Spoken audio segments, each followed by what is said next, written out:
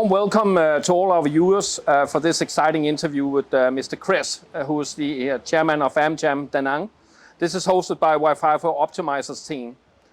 We are conducting this interview in the nice location of Danang Beach, actually Esco Beach, one of the absolutely hot spots at the Danang Beach. A special thanks to you, Mr. Chris, for taking the time to do this interview. We really appreciate it. If you could tell us a little bit about AmCham, the Riverside Tower, and also a bit about yourself. Sure, happy to. Well, to tell that story, I actually probably had to start backwards and move forwards. So I myself, I'm American, obviously. I came here in 1998 to help open the Phocohoian Resort. At that time, that was the first 5-star resort in all of Vietnam. We opened in March 1998, and after that, I worked in a hotel. My hotel background is not very vast, but I could tell after about 3 years of the development of the city, the development of the region, development of the country, that it's time to get out of hotel development and to get into property development. And so I made that shift personally. So I stayed in Danang for the first 7 years of my career. I moved briefly to Hanoi. I worked with several property and real estate companies up there until I started my own business. And then moving back here about 15 years ago. Because Danang is where I love to live. It's where I started. It's the best place to work and live in the entire country. And I was fortunate enough to start the American Chamber of Commerce in Danang about 4 years ago. This is something we've been working on for the past 16 years. I've always been involved with the American Chamber of Commerce nationwide.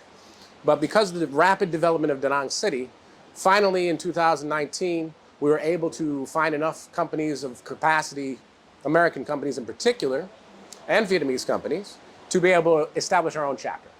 So therefore, I thought it was a great time to settle down in Danang, and I also invested in the property, Riverside Tower Commercial Center, which is a mixed-use property on Bac Dan Street, where we have retail, office, and apartment. Chris, you must have seen in your time a lot of environmental development. Can you elaborate a little bit about this, how you have seen Danang in particular growing? It's an incredible story. I have to say I'm one of the only people I know of that has been here for 25 years to see the development of Danang in particular and Central Region as a whole. But speaking of Danang, if you don't know, Danang actually only became a city in 1997. It used to be joined together with Quang Nam as just Greater Quang Nam. 1997, it became its own city.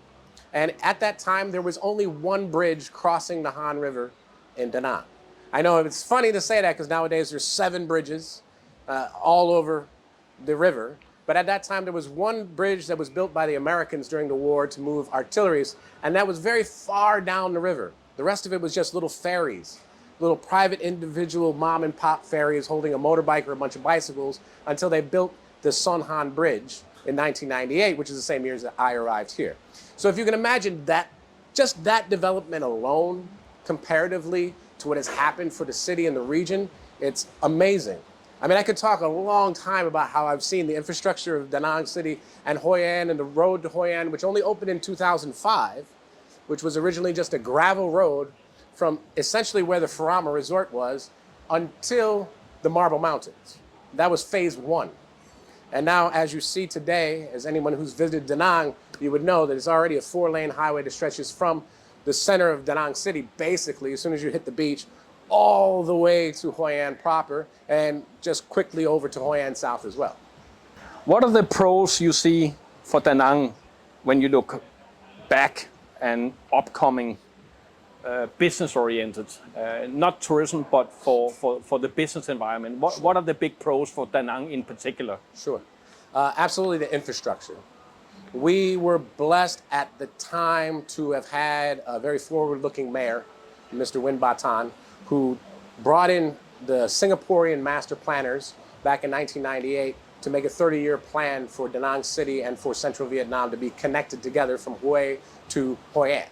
So having that and also having the blank space, so to speak, to be able to put in the infrastructures and the road systems and the water systems and the bridges and everything, the airport and expansion of the airports and the new port system that's going to come up, that has definitely been a huge boom to the economy. We're definitely moving away from tourism as the main focal point of GDP It's in particular in Danang.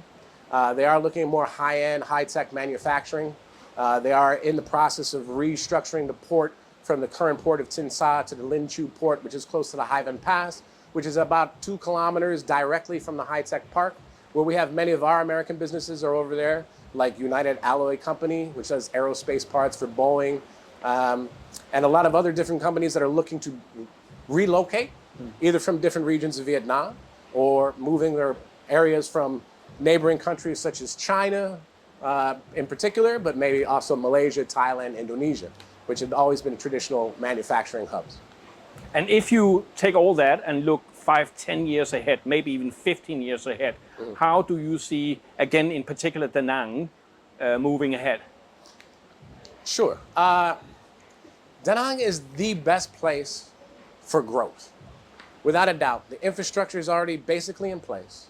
As a foreigner living in Danang, for example, if you tried 15 years ago, it might not have been the same. But right now, we have 5 different international schools, 2 international hospitals. We have an airport that's located in the city, which is 15 minutes from anywhere you live to go anywhere you want. I personally I have business in Hanoi, Ho Chi Minh City quite often.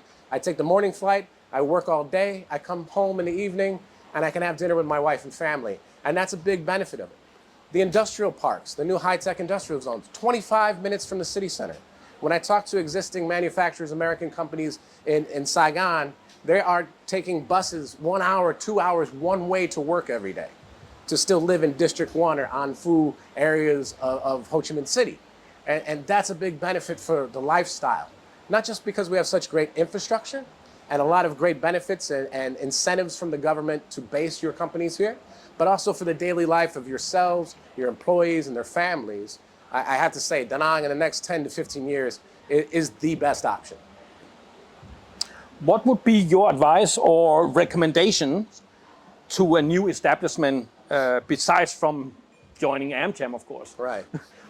Definitely, we have a very open local government.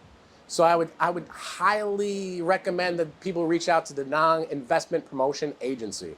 It doesn't matter where you come from. It doesn't have to be an American company. Any foreign direct investment company that comes to Danang should be their first stop, because the IPA is definitely your best partner to get the business licensing done, your zoning licensing done, and to get you up to speed faster than any other area I've seen, having lived across Vietnam during 25 years. Chris, I know we could keep talking. You got a vast experience here, and we are extremely pleased that you took the time to talk to us, to the Wafaifo Optimizer team. We want to thank you, but we also want to wish you and your teams and AmCham and so on all the best for the future. Again, thanks a lot for your time. Well, thank you very much. And I wish you guys all the very biggest success in the future as well. I think what you guys are doing is great, and I think this kind of format is a great way to highlight what we're doing in Danang and the central region of Vietnam. So I think it's great for everybody. So thank you very much for having me.